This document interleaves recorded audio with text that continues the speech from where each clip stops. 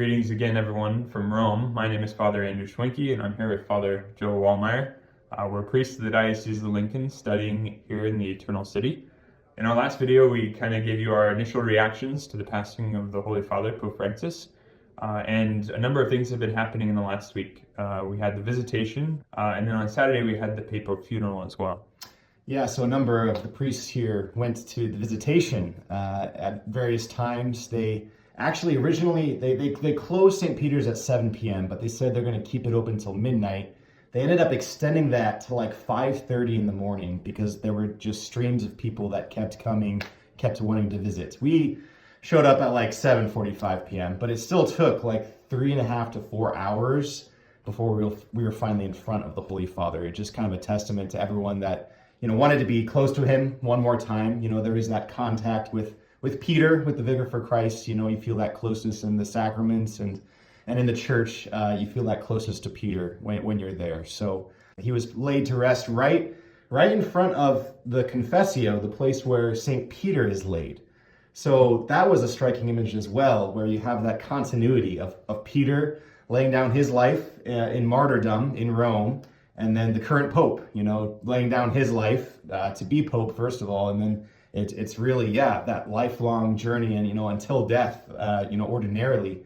And so Pope Francis wears red in his casket and all of the other liturgies. Red is worn because it's that connection to Peter, the martyr for the faith, and, that special charism, that special gift of the Holy Spirit that's bestowed on the papacy as well. So, very moving, the Visitation, getting to see him one last time. Yeah.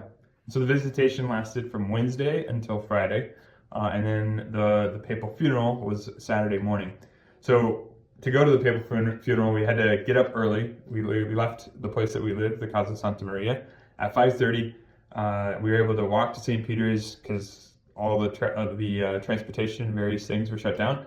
And then we eventually kind of made our way to the gate that we were supposed to go to. It was a little difficult navigating the crowds. There were already thousands and thousands of people lined up. Think of Husker game day, but, turned up to 11, And we were able to make our way to the gate. We had to go through 2 different levels of security, but eventually we got into the square at 8 a.m.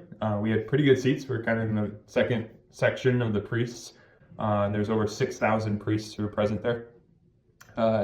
And then just before the funeral began, we prayed a rosary for the Holy Father. And just before the Cardinals processed in, they were preceded by all the dignitaries from around the world. And so President Donald Trump was there, former President Joe Biden was there, as well as prime ministers and princes and people from all over the world were present there. It was really kind of amazing to see just the universal reach of the papacy and what it means to the world. After the final commendations, they processed back into the basilica and carrying the casket as well. And then they took the Holy Father, to the hearse, and the hearse went through the city of Rome. We were still trying to exit St. Peter's Square through the crowds and all the things. Took a long time. But meanwhile, they were processing the Holy Father through the city, eventually making it to the Basilica of Mary Major, where the Holy Father his final resting place would be. His tomb is just on the left side in the basilica, and so he was laid to rest there by his own request.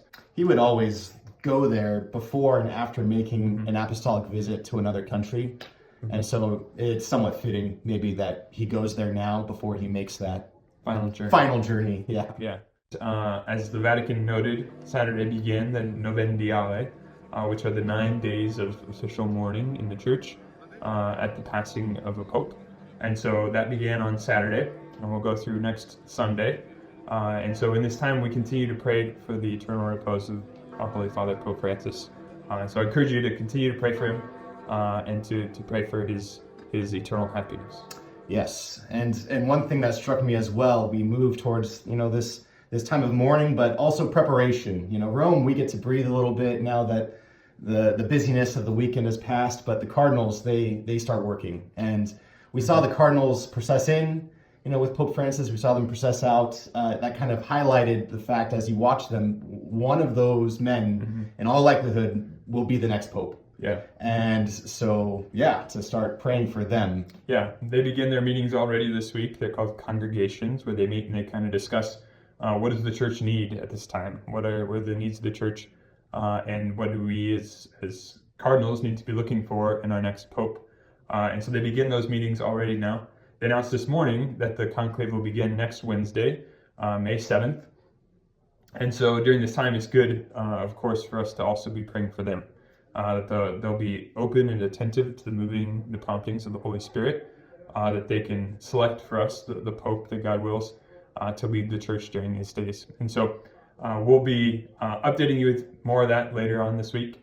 But in the meantime, join us, please, in prayer for the eternal repose of Pope Francis, but then also for the College of Cardinals as they begin this time of discernment and prayer.